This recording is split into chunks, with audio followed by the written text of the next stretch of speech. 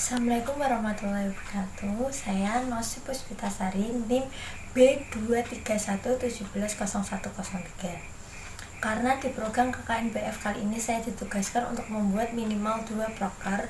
Di sini saya akan menjelaskan proker saya yang kedua, yaitu tentang sosialisasi pembuatan laporan keuangan sederhana untuk UKM di Kampung Rajak Besi, Tawangmas, Semarang. Kenapa saya memilih untuk melakukan proker ini adalah karena di saat saya survei, saya melihat bahwa kebanyakan warga yang memiliki usaha di Kampung Tawangmas Rajak Besi, mereka belum dapat membuat laporan keuangan untuk usaha mereka sendiri.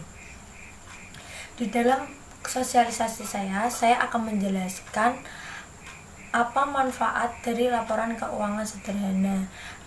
Manfaat dari laporan keuangan sederhana tersebut adalah: 1. Untuk mengetahui apakah usaha yang mereka lakukan itu memberikan laba atau malah merugikan untuk mereka.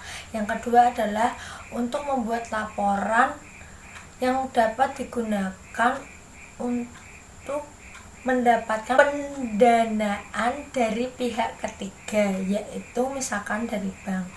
Kemudian di sini saya juga akan menjelaskan aspek-aspek laporan keuangan sederhana, yaitu yang pertama adalah jurnal. Jurnal adalah pencatatan transaksi yang terjadi pada perusahaan. Kemudian yang kedua adalah buku besar. Buku besar ini digunakan untuk mengelompokkan transaksi-transaksi yang telah dicatat pada jurnal tersebut. Kemudian yang ketiga yaitu neraca. Neraca memberikan informasi kepada kita tentang aset, kewajiban, dan modal suatu perusahaan pada suatu periode tertentu. Kemudian yang terakhir adalah laporan laba rugi, yaitu laporan yang memberikan informasi tentang aktivitas yang terjadi di perusahaan, misalkan penjualan, pembelian, pendapatan, laba atau rugi bersih suatu perusahaan. Kemudian di sosialisasi tersebut saya juga akan menjelaskan tentang dasar-dasar akuntansi dari persamaan akuntansi sederhana, yaitu aset sama dengan kewajiban ditambah modal.